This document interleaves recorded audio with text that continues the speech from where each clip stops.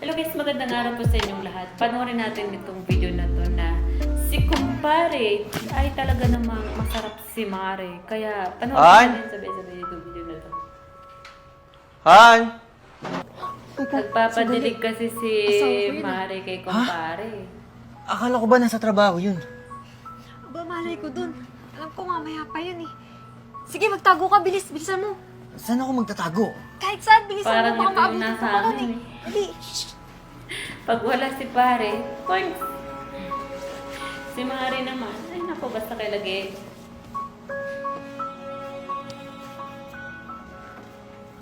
Oh, Han!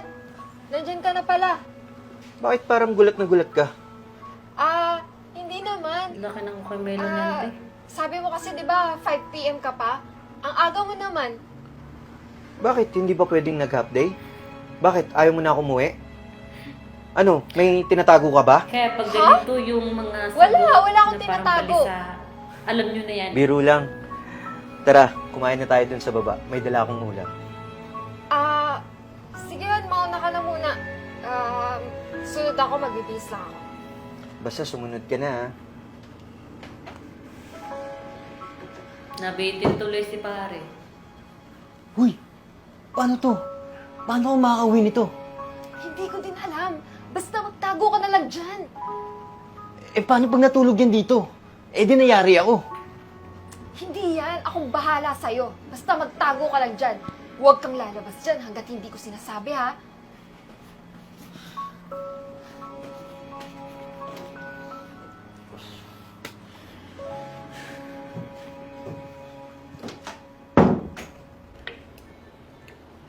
Oh, napakatahimik mo naman ata. May problema ba? Hindi. Wala naman. Na-excite lang siguro ako kasi ang aga mo po nakauwi na-excite ngayon. ngayon? Sana laging ganyan. Para mas matagal kitang kasama, di ba? Talaga ba? Kung pwede lang eh. Nataon lang talaga na nasa good mood yung boss ko. Pinauwi niya kami lahat kasi birthday ng anak niya eh. Kaya ayun, tanghali pa lang, pinasara niya na yung opisina. O at least, di ba, nakauwi ka na.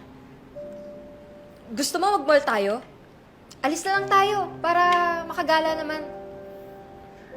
Pwede naman, Han. Pero gusto ko muna magpahinga eh. Huwag ka na magpahinga. Alis na lang tayo. Para sulit, di ba? Han, minsan ko lang rin naman ito maranasan. Kaya hayaan mo na. Sige. Mamaya, pagkagising ko, umalis kagad tayo. Mabilis lang naman ako matulog eh.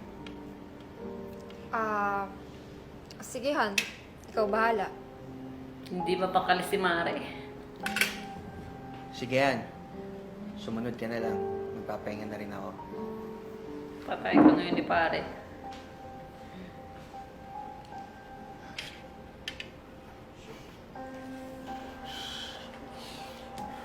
Diyos ko, huwag kang papasok dito. Please. Huwag kang magsisiar. Masarap kasi si pare eh.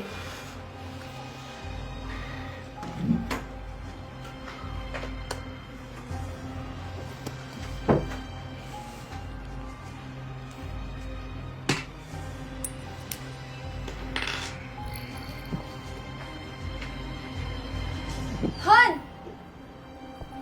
O bakit? Anong gagawin mo? E di magbibis, mag-iilamos. Teka lang. Mamaya ka na magbihis. Talaga naman si Mare.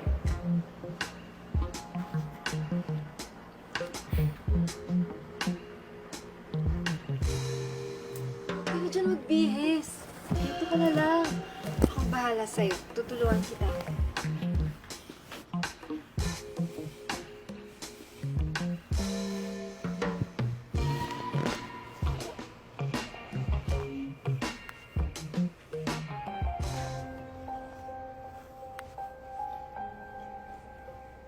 Ang pangit naman ni pare nang nagpalit mo. Diyos ko, puro de.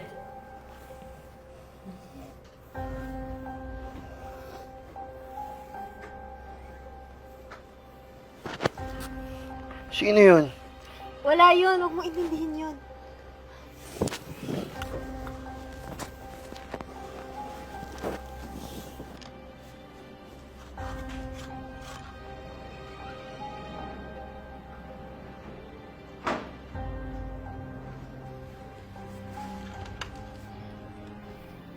Oh, sino naman yun? Hindi naman yung tiga dito ah. Ito si Chismosa. Chismosa na.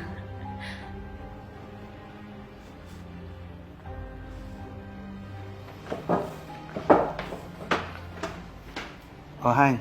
Pasok na ako. Mamaya na lang ulit, ha. Sige, Han. Uuwi ka ba ulit ng maaga? Kapag pinayagan, pero kasi kahapon pa yung birthday, Han, eh. Malamang yun, hindi na. Pero hayaan mo, pag out ko mamayang hapon, dediretso ka agad ako ng uwi, okay? Sige, Han. Mag-iingat ka, sige na. Alis ka na. Baka malate ka pa. Sige, Han. I love you.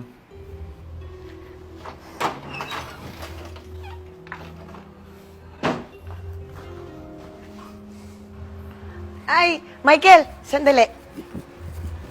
Bakit po, Ate Rachel? Ano kasi kahapon, tatanong ko lang, may kasama na ba kayo sa bahay? Wala naman po. Bakit po? Ayun na nga, kasi kahapon, may nakita akong lalaking lumalabas dyan sa bahay niyo nagmamadali.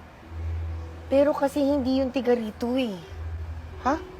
Paano mangyayari yun? Dalawa lang kami ng asawa ko kahapon dyan. At saka, wala kami bang kasama? Basta ako, sigurado ako na meron lumabas dyan. Sure na sure ako. At saka ano naman ang makukuha ko sa pagsisinungaling ko sa'yo, no?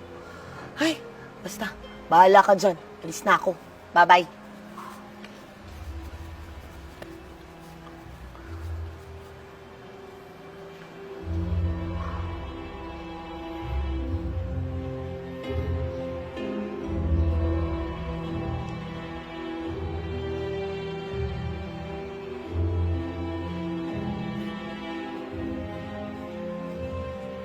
Sabi sa'yo eh, hindi tiga dito yung lalaki. Hindi talaga taga dito yan. Kasi tropa ko yan, eh.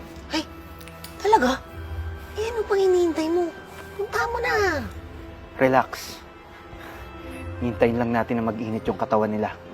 Para may dahilan ako para magwala. Sige. Si Mare talaga. Ano? Wala na ba siya? Wala na. Kanina pa. Tagal mo? Aba, syempre. Mamaya, nandyan na naman yun. Yari na naman tayo. Tsaka, hindi na ba ulit uuwi na maaga yun? Baka maabutan na naman ako.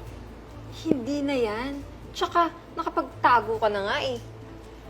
Sa bagay. Kawawa ka ngayon, Mare.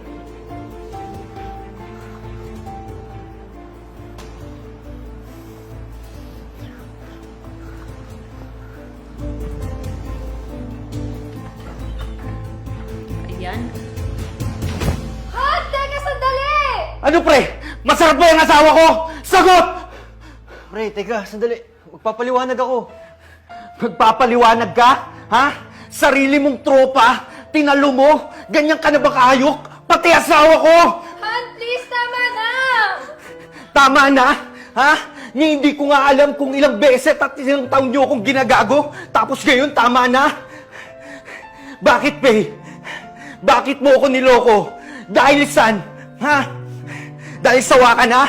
At dito ka nagpatuhog sa kaibigan ko? At si dami-dami ng kaibigan ko, ito pangayop na to! Pre, pasensya ka na talaga, pre. Huwag mo akong mapare-pare! Dahil ang tunay na kumpare, hindi pumapatong sa kumare! Alam mo, tinuring kita na kaibigan. Simula bata, magkaibigan tayo. Kapag nagkakaproblema tayo, tayong dalawa, nagtutulungan. Tapos ano ngayon? Ikaw pang nagbigay ng problema sa akin. Ikaw pa, sumulot sa asawa ko. Pre, naiingit lang ako sa'yo. Meron ka kasing magandang asawa at saka sexy. Lagi na lang akong talo sa'yo eh. Pwes panalo ka na. Sayong-sayo na tong marot kong asawa. Yan naman ang gusto nyo, di ba? Magsama kayo! Parehas naman kayo palamunin eh! Mamatay kayo parehas sa gutom! Lumayas kayo! Pre naman! Han, please, sorry. Pasalamat kayo! Ayoko sayangin yung buhay ko sa inyo! Dahil kung hindi, dalawa na kayo nakabulagta dito! Layas!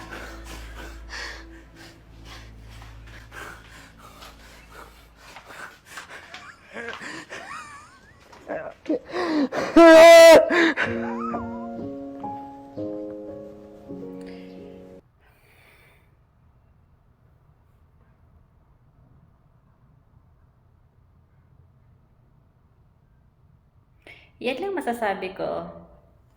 Yan lang masasabi ko sa mga kumpare, sa mga kumare. Huwag kayong mainggit.